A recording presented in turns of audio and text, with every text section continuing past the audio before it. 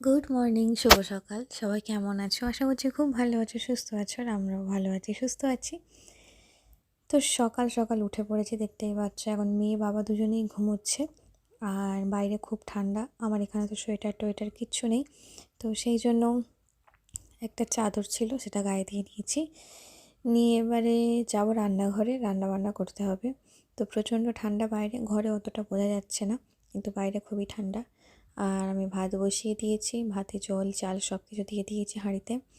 আর শেষ সম্বল এই 4 পিস মাছ। আর এই 4 পিস মাছ আজকে রান্না করব। 4 পিস মাছ আজকের আলু নেই, আলু আছে। ঝোল রোজই খাওয়া হয়, তো ভালো লাগছে না একদম ঝোল টোল খেতে।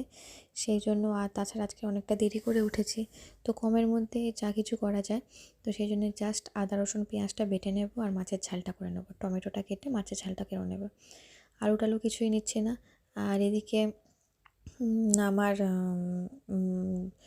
মৌরি কালকে ভিজিয়ে রেখেছিলাম, তো সেটাই হচ্ছে শরবত করে নেব চিনি দিয়ে ভালো করে। আর আজকের হচ্ছে অনেকটা দেরি করে উঠেছি বলেই ওই জন্য শুধু রান্নাটাই করতে পারবো, আর তেমন কিছু করতে পারবো না। আর কেননা আমি সকালবেলা যত দেরি হোক গিয়ে রান্নাটা করে নেওয়ার চেষ্টা করি, কারণ সারাদিন বর থাকে না, তো সেই জন্য ওকে নিয়ে আমি রান্না করব কি খাবো কি, সেই জন্যই সকালবেলা যতই কষ্ট হোক রান্নাটা করে নিই। আর এদিকে দেখো, মাছটা এতটাই ঠান্ডা ফ্রিজে ছিল, আর এই ঠান্ডার সময় আমার হাত তো পুরো জমে টনটন করছে। লাস্টে কী করবো, ভাতের হাঁড়ি থেকে ভাপ উঠছে গরম, তার মধ্যে হাতটাকে দিয়ে রেখেছি কোনো রকমে।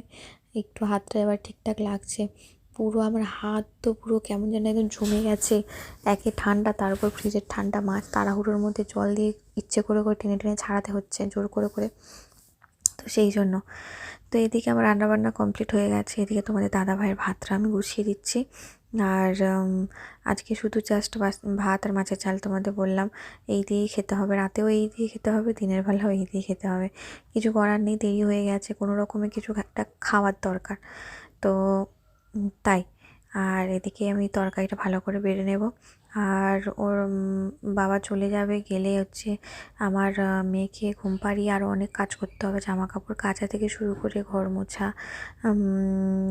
ঘরে ঠাকুর ঠাকুর পুজো দেওয়া, অনেক কিছু কাজ আছে। তো যাই হোক, সকালবেলা ওর টিফিনটা গুছানো হয়ে গেল, মানে রান্না হয়ে যাওয়া মানে সকালবেলা একটা বিরাট ঝামেলা চলে গেল। কারণ রান্নাটা না হলে আমি ওকে নিয়ে কী করবো না করবো কিছুই বুঝতে পারি না। তো সেই জন্য আর এই কড়া টড়া আপাতত নিচে রেখে দিচ্ছি, এখন মাজার একদম সময় নেই। প্রায় তাই 9:30 বেজে গেছে। আর 10টার দিকে তোমাদের দাদাভাই বেরোবে, তো সেই জন্য তাই দেরি হয়ে গেছে। এবার আমি গেলে ও হচ্ছে স্নান করতে যাবে, মেয়ে আমার কাছে থাকবে, ও স্নান করবে, রেডি হবে, বেরোবে, সেই জন্যই আর কি। তো ওরও দেরি হয়ে যাচ্ছে না। তো যাই হোক, তাড়াতাড়ি কমপ্লিট করে নিয়েছি। তো এবারে ও বাবা চলে গেছে, তোমার দাদাভাই চলে গেছে ডিউটিতে।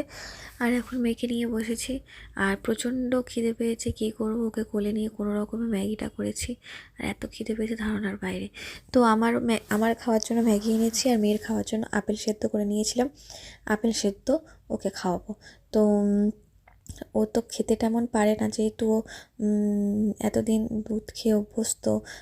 তো ডাক্তার বলেছে ওকে অল্প অল্প করে দেবে, কারণ ও তো এতদিন টেনে খেয়ে অভ্যস্ত, তো জিভ ঘুরিয়ে খেতে ওর একটু অসুবিধা হবে।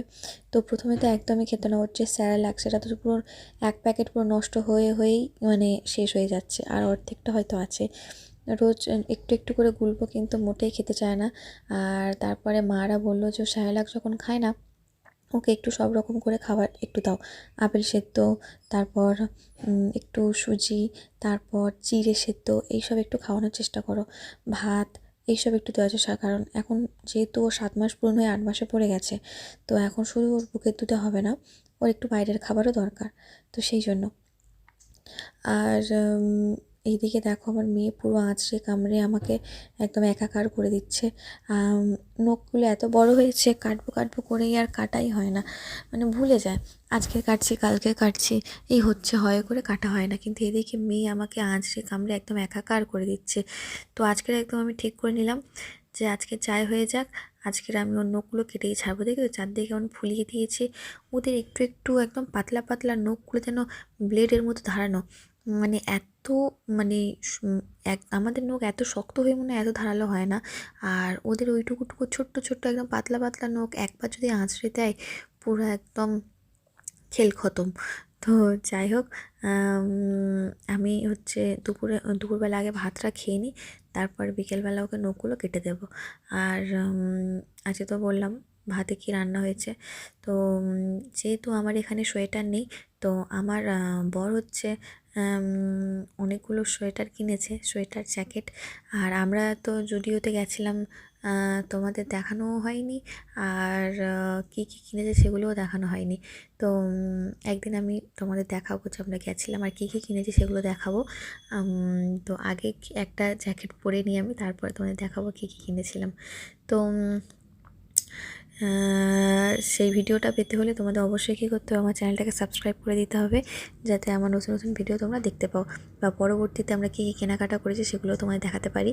তো যাই হোক, মেয়েকে নিয়ে এখন খেতে বসে পড়েছি। আর এখন সন্ধ্যা হয়ে গেছে, বেরিয়ে পড়েছি মেয়েকে নিয়ে বেরু করতে। আর এই যে জ্যাকেটটা পরে আছি, এই জ্যাকেটটাই হচ্ছে তোমাদের দাদাভাইয়ের। ও হচ্ছে এই একটা কিনেছে সোয়েটার, আর আরও দুটো জ্যাকেট কিনেছে, একটা লেদার টাইপের আর একটা, তো যখন দেখাবো তখন তোমরা দেখতে পাবে। আর এই যে এখন মেয়েকে নিয়ে বাইরে বেরিয়ে গেছি সন্ধ্যাবেলা একটু ঘুরু করতে। আর কী খাবো চিন্তা করতে করতে তো কিছু একটা খেতে হবে, সেই জন্য নিয়ে এসেছি হচ্ছে ফুচকা। আর আমার মেয়ে দেখো এদিকে বাটি হাতে বসে আছে, এদিকে খাবো আমি ফুচকা খাবো, আর এদিকে আমার মেয়ে বাটি হাতে বসে থাকে যে একটুখানি দিলে ও খায় কিন্তু এখনও খাওয়ার মতো হয়নি, যখন খাওয়ার মতো হবে তখন দেবো। তো যাই হোক, আমি ফুচকা এনেছি আর কিনে এনেছি ডাল পকোড়া খেতেও আমার খুবই ভালো লাগে। এখন ওর যে একটা টক ঝাল যে চাটনিটা দেয় না, সেটা আমার খুব ভালো লাগে। এদিকে আমি খাচ্ছি আর ওদিকে আমার মেয়ের গাল থেকে টুস করে লাল পড়ছে। তো যাই হোক, এই যে আমার মেয়ে একদম রাক্ষসী, চারিদিকে আঁচড়ে কামড়ে একাকার করে দিচ্ছে। তো সেই জন্য আমি চলে এসেছি ওর নখ কাটতে। আর আমার মেয়ে নখ কাটার সময় যে এত শান্ত হয়ে বসে থাকে তোমরা ভাবতেই পারবে না। ও কিন্তু কোনো কথা বলে না, ও যখন নখ কাটে ও চুপচাপ বসে থাকে। ও না নড়ে না চড়ে না, কোনো কিচ্ছু করে না। আর একটা বাচ্চা কী হয়, নখ কাটতে গেলে কেমন কান্না করে, নখ কাটতে দেয় না, কিছু করতে দেয় না। তো কিন্তু ও সেরকম নয় গো, ও খুব ভালো মেয়ে। ও কী সুন্দর বসে নখগুলো কেটে নেবে, শুধু তোমরাই দেখো। আর কার বাচ্চারা এরকম নখ কাটতে পছন্দ করে অবশ্যই জানাবে। ও একদমই কোনো সাড়া শব্দ হয় না, ও একদম চুপচাপ লক্ষ্মী মেয়ের মতো নখ কেটে নেয়। আর ওদের নখগুলো কী হয় কাটার পরে, তাও একটু কোনগুলো না ধারালো থাকে, সেই জন্য আমি কী করেছি, ওর যে নখটা একদম প্লেন করার জন্য ঘষার জন্য যে এটা আছে, ওটাকে কী বলে আমি জানি না। তো সেটা দিয়ে ভালো করে ওর নখটাকে ঘষে দিলে একটু সমান মতো হয়ে যায়। না হলে কী হয়, ও নখ কাটার পরেও যখন দেখবে তোমার ওই হাতটা নিয়ে মুখে আঁচড়াবে, তখন দেখবে লাগবে ওর কোন যেগুলো থাকে। আর ওদের একটুখানি নখ মানে একদম বাঘের থাবা। বাচ্চাদের হাত আর বাঘের থাবার মধ্যে কোনো পার্থক্য নেই, কারণ এত দ্রুততে কোনো জিনিস ধরতে পারে মুঠো করে। আর ওদের যে নখটা একদম বাঘের মতো, একদম আঁচড়ে দিলেই একদম এক ছুপলে ছবি হয়ে যাবে। তো আরও দেখো কি সুন্দর, এবারে লাস্টের দিকে অনেকক্ষণ থেকে নখ কাটছি তো খালি পা নাড়াচ্ছে, মানে ওর আর ভাল লাগছে না বসে থাকতে, আর নখ কাটতে ভালো লাগছে না। এবার নখগুলো কেটে ভালো করে তো ঘষে দিতে হবে না হলে ওইটা দিয়ে আবার আঁচড়াবে, আবার রক্ত বেরিয়ে যাবে আমাদের, কিন্তু ও আর বসে থাকতে চাইছে না। এই যে ভালো বললাম, ঢোল ছিঁড়ে দিল তো এই যে নখ কাটা হয়ে গেছে, একটু নাচি। তো নখ কাটা হয়ে গেছে। আর এই যে ছোট্ট মতো নখ কাটা মেশিনটা শুধুমাত্র ওর জন্যই কেনা। আর বিছানার মধ্যে যে নখগুলো পড়েছিল সেগুলো ভালো করে ছেড়ে দিলাম নিচে, আর আমি নিচটাকে ভালো করে ঝাঁট দিয়ে নেব। আর এবারে আঁচড়াচ্ছে, আর লাগছে না। তো আজকের হচ্ছে যে সোয়েটারটা পরেছিলাম, যেটা দেখালাম, ওটা হচ্ছে ওই ওনার হচ্ছে সোয়েটার। তো ওই সোয়েটারটা হচ্ছে জনসমক্ষে আমি বলছি, ঠিক আছে, ওই সোয়েটারটা হচ্ছে আমার গায়ে হয়ে গেছে, তো সেই জন্য বলছি যে ওটা আমাকে দিয়ে দিতে, কিন্তু কিছুতেই দেবে না। বলো, ওটা আমি আরো কালকের থেকে পড়ছি, ওটা আমাকে দিয়ে দাও না। একদম খামো না একেবারে। আর ওটা আমার পছন্দ, না ওটা আমার গায়ে হয়ে গেছে, তো বলো। তো ওরাও আমাকে দেবে না। আমার সোয়েটার এখানে কিচ্ছু নেই, সব হচ্ছে বাড়িতে। আর বলছি ওটা আমাকে দুটো কিনেছে, দুটো কিনেছে, একটা কোনো প্রমাণ নেই, আমি দেখাইনি আমি কিনেছি। আমি দেখাবো, আমি কি কিনেছি আমি দেখাবো, আমি সব রেখে দিই, আমি দেখাচ্ছি।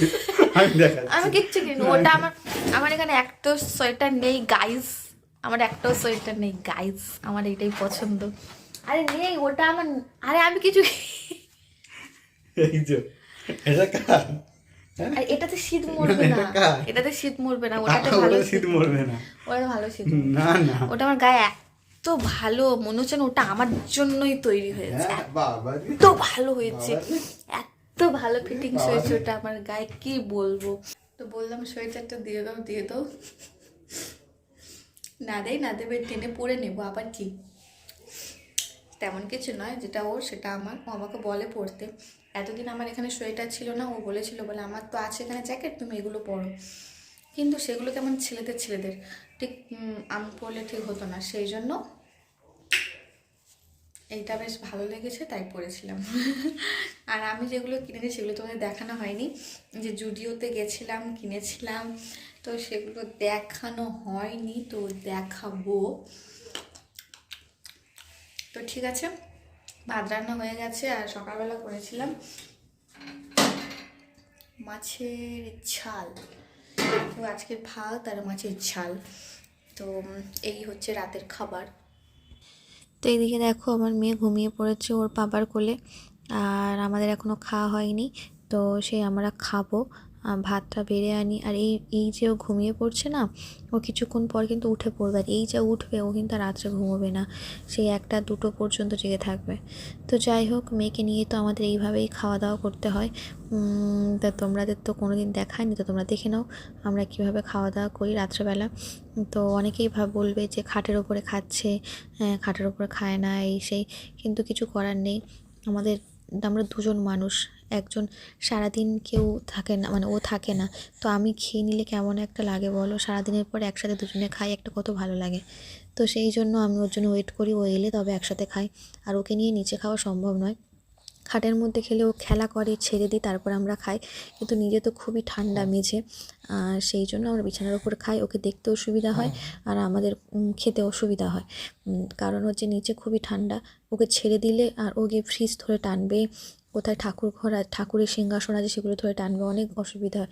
খাটের মধ্যে গিয়ে ওকে কার্টুন চালিয়ে দিই, ও ওর মতো খেলা করে, ওর মতো থাকে, আর আমরা খাটের মধ্যে খেয়ে নিতে পারি। তো এটা নিয়ে কেউ কিছু কমেন্ট করো না, বাধ্য হয়ে আমরা খাটের মধ্যে খাই, ইচ্ছে করে খাই না। তো যাই হোক, এই যে বললাম ও ঘুম থেকে উঠে পড়লে আর ঘুমোবে না, এখন প্রায় বাজে 2টোর কাছাকাছি, ও এখনও ঘুমোচ্ছে না। তো যাই হোক, আমরা ওকে ঘুম পাড়ানোর চেষ্টা করি। আর আজকে ভিডিওটা এই পর্যন্ত, ভালো লাগলে অবশ্যই লাইক করে দেবে, সাবস্ক্রাইব করে দেবে। তো ঠিক আছে, গুড নাইট, টাটা, আবার দেখা হচ্ছে কালকে।